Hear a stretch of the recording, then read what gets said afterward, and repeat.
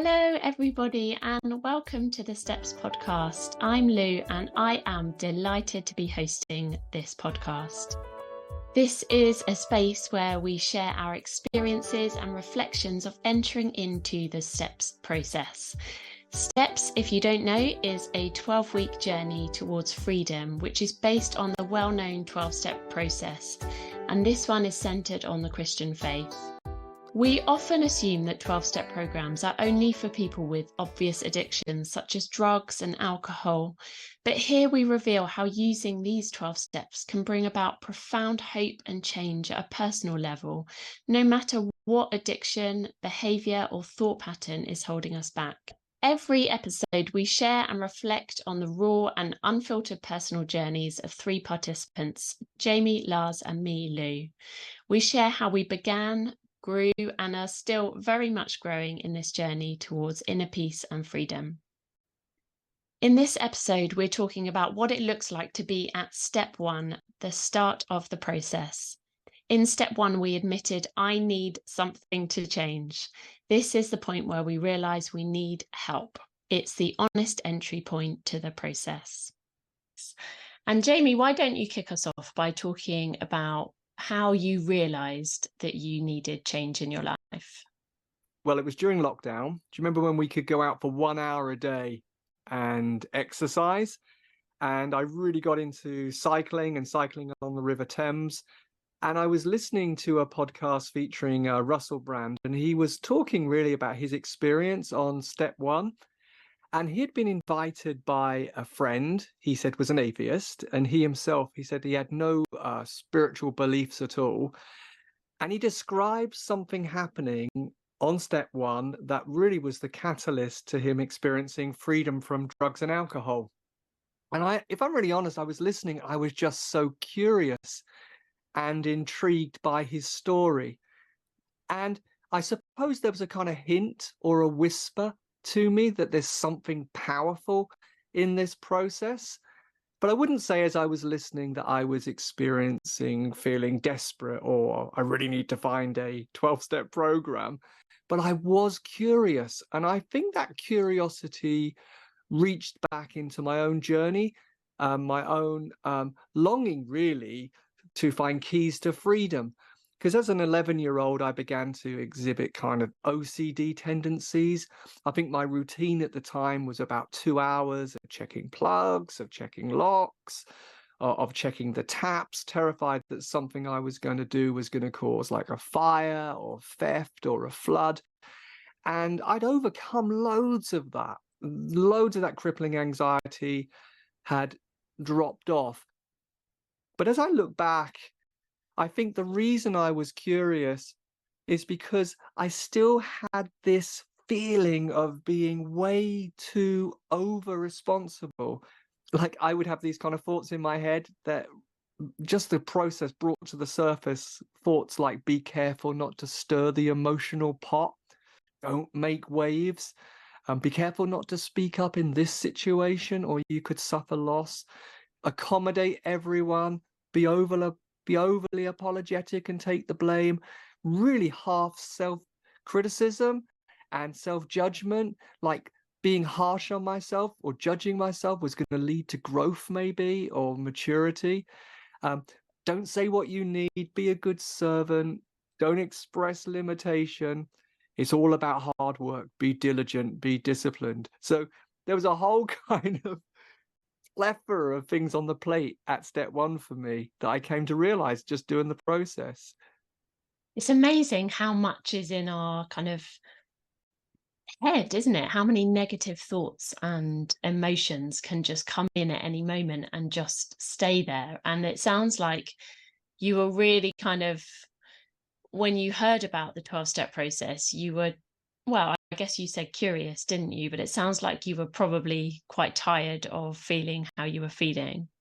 OCD had manifest as these checking routines, but I hadn't seen that it was now hiding in over-responsibility, rumination and analysis, that it had gone out of a kind of headspace, but it actually still had some influence over my relationship with other people, with myself and with God. Yeah, that makes sense. How about you, Lars? What led you to step one? Well, I had an experience which kind of revealed to me that something was profoundly wrong. So I was cycling back from work one evening, and suddenly I heard myself say out loud, "I'm sick and tired of being sick and tired." And it was definitely a voice coming from really the deep of me, and I realized that. But I had really no idea why it was like that. So that took me on a journey of trying to figure it out. And finally, I found myself isolated on a Greek island where I had brought with me a pile of books. And I was there to kind of try to figure out and to pray to God and see if he could help me. So I started praying, which was a very frustrating experience, which is bad for a pastor, but it's also bad for everyone else. So I kind of gave up praying, and then I thought, well, I better read one of these books and see if that can bring me anywhere. And actually, I had brought those books really to become an expert, to create a course to help other people. So basically, I didn't read it for myself, but as I started to read, it was like someone having a total insight into my soul and describing exactly how I felt and what was going on. It was almost a bit of a scary experience. And then he came to the point of describing what is the reason behind all of this, which he then said was pride. And in that moment, I was shocked. So I closed the book and I threw it away. It landed in a corner, and I paced back and forth in my room and was really frustrated and angry because I realized this is the truth about me, and I really didn't like this truth. And then I had a kind of an experience of seeing glimpses from my life all the way back from childhood, and I could see how I had developed this attitude of pride, where I was extremely judgmental towards others, very judgmental towards myself. I could see how it had made me a quite lonely person because I was constantly working on other people's opinion of me. So basically, I was playing roles in my different surroundings. And I could also see how it had made me quite an angry person because anger has just piled up, because if things didn't work my way, then I got angry and I didn't understand that anger. So all of that happened in that room, and I knew I am in deep trouble. So um, after a while, I finally got this amazing idea of going back to the book and read on, because obviously this guy had found help, and the way he had found help was through the steps process. So that was my realization of my need for help and the beginning of my journey. Wow.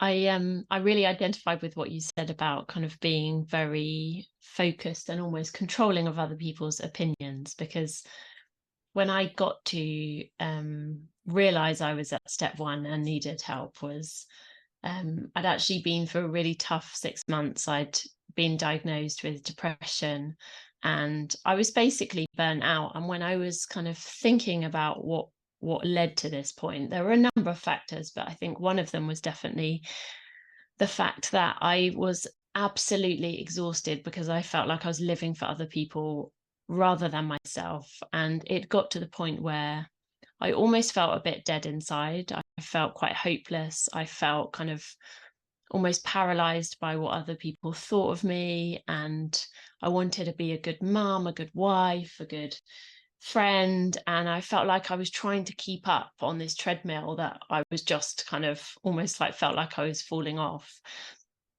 And I think in my process of recovery, I was trying to read all the self-help books I could. I think I really identify with Jamie, with you, what you were saying about over responsibility, because I was like, I have got to fix this because I don't want to carry on being unwell.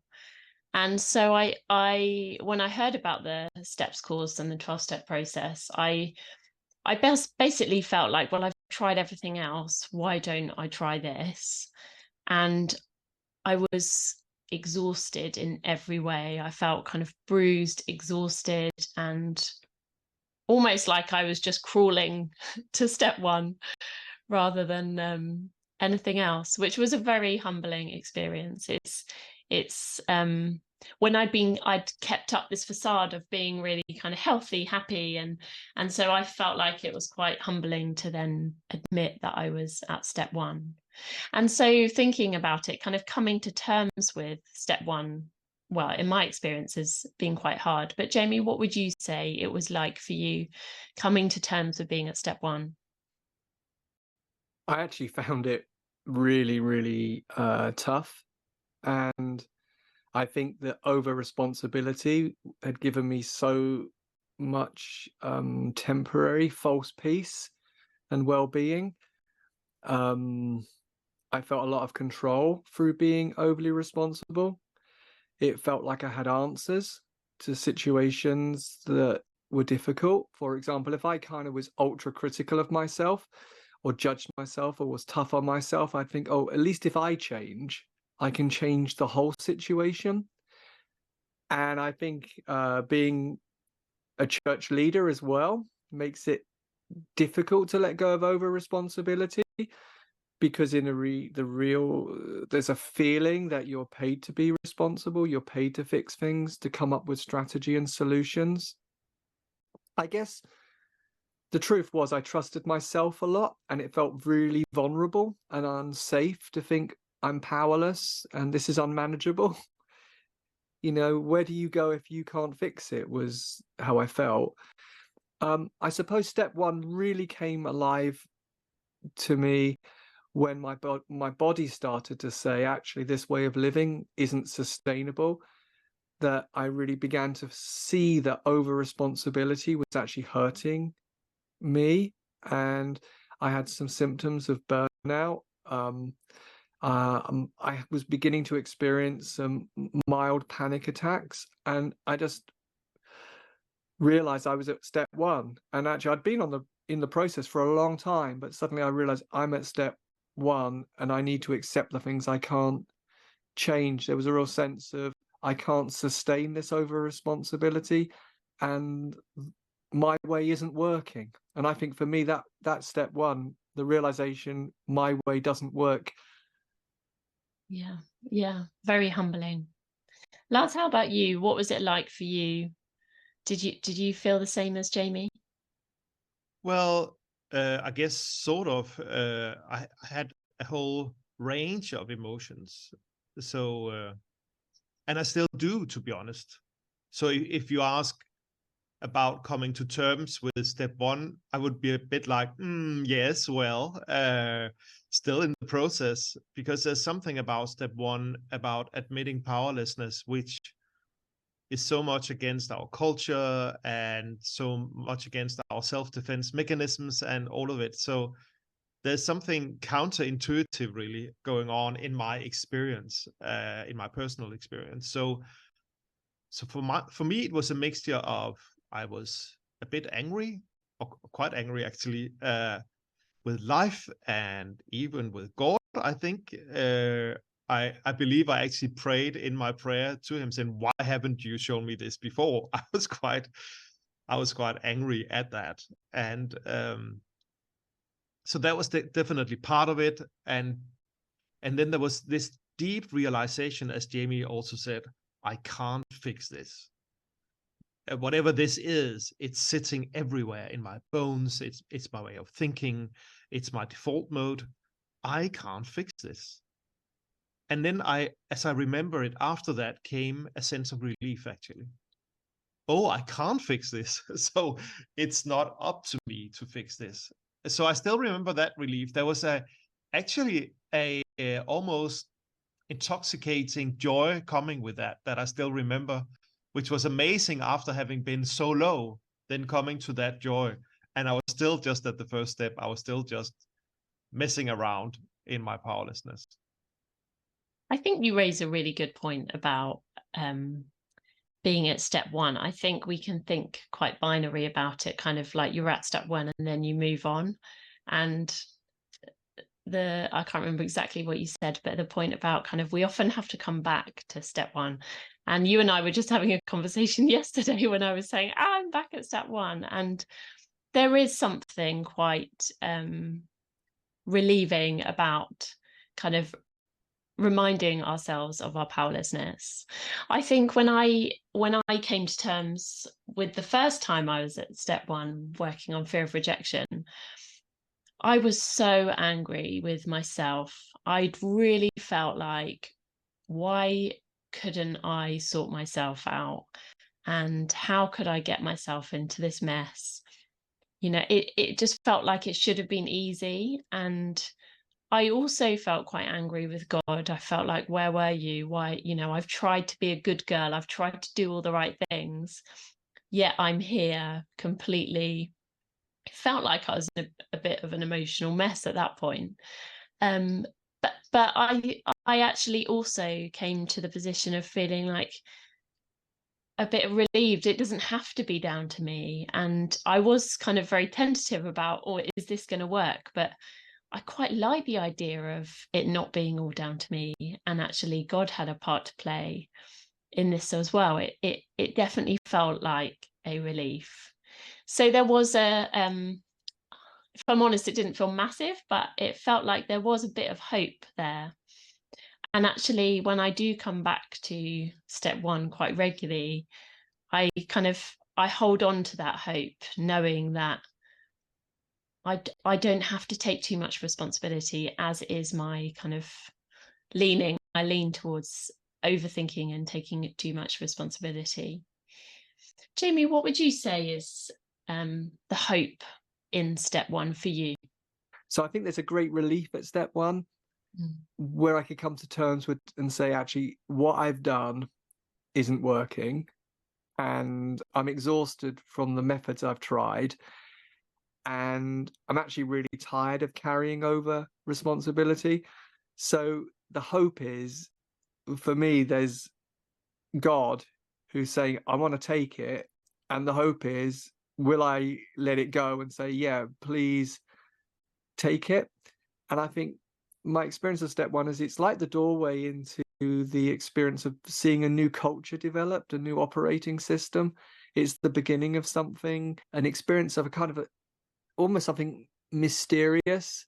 I began to experience God at work beyond my understanding, maybe a way of God operating in me that can't necessarily be analyzed and say, oh, I know what you're doing X, Y, and Z. It's just sense of observing God at work, but in a way that can't be controlled or analyzed or ruminated about or put into words. A kind of mysterious thing, a power beyond my power. And I suppose step one is, for me, is about God meeting me in a new way, in a place that's actually really exciting, but actually uncomfortable at the same time.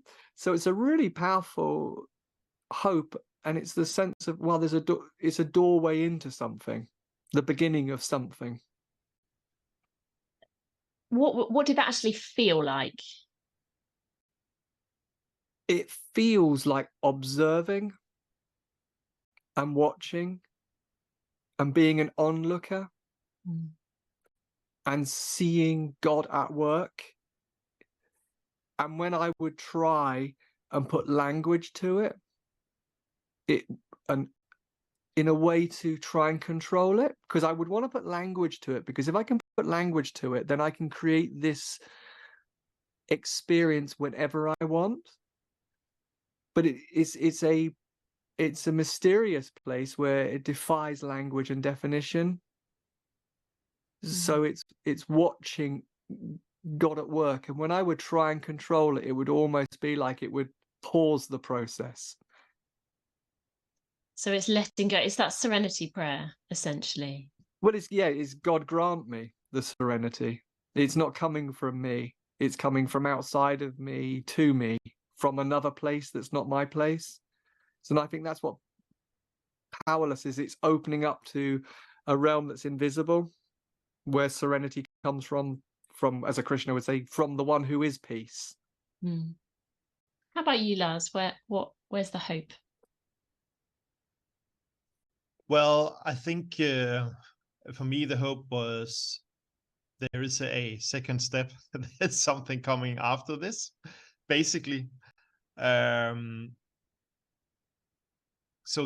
I remember once someone talking about the burden of carrying roles and images that we present to other people.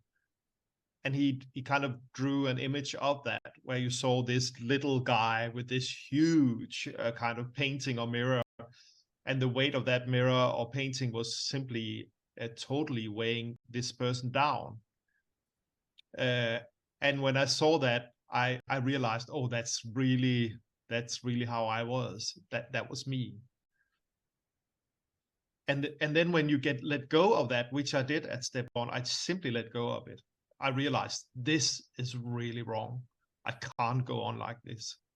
Then you are suddenly there with 2 empty hands, and there's a joy of being able to stand straight, but there's also the wonder what comes after. And there's both hope in that. There is also, to me, a sense of, oh, that's difficult to control, a little anxiety connected to that as well. So hope is a funny fish, isn't it? It does contain different things, at least it did to me. I would say, though, that part of my hope was also feeling like I'm in company with other people. So I had felt so alone in my own skin, because I had just been carrying this for so many years without fully knowing what was going on, just that it was a bad thing going on. But now I felt like I was in a company with other people who knew what this was about, and who were further down the road than me. So I kind of enjoyed being the little one, needing the help of the bigger ones. So there was that element to my sense of hope as well. I'd actually forgotten about how much, I don't know if I would call it hope, but how much comfort that brought me, knowing that I was doing this with other people. And in some ways, it felt really humbling to kind of sit in a room with people and say, I'm working on fear of rejection and basically my life's a mess. But actually kind of hearing other people's reflections and stories and knowing that we were journeying through it together was really powerful for me, actually. And yeah, I agree that there's a lot of hope in that. And so we've reflected today on being at step 1, being powerless. And it sounds like the common threads that we've been talking about are kind of being curious, maybe a bit scared about what this 12-step process might involve, a mix of emotions, fear, anger, hope. And yeah, it's just we've said it a few times, but such a humbling place to be. And it's been really great just talking about our experiences together. Even now, speaking about it, I feel really encouraged that, this is a process that so many of us are on. So I'm glad we've got to talk about it. And next time we're going to be talking about step 2. Lars, why don't you share what step 2 is all about? Happy to. So in step 2, we say that we came to believe that a power greater than ourselves could restore us to sanity. So that's really a step which is about hope that there is help out there, and it's help from someone or something bigger than me. In a Christian context, we would talk about God or Jesus. Other people would simply say a higher power, or some would just say life. So there are different ways of working with this, but it's all about our need for help, and that help is available for us. And when we often go through the steps, we talk about taking it one day at a time, one step at a time. And as you share about step 2, it's a reminder for all of us, I guess, that is such an important principle, isn't it? It's very easy to rush ahead and want to be fixed straight away, but actually kind of embracing where we're at. And as we finish, Jamie, why don't you just share the Serenity Prayer as we finish? God, grant me the serenity to accept the things I cannot change, the courage to change the things I can, and the wisdom to know the difference. Amen. Amen. Well, thanks so much. Looking forward to chatting next time.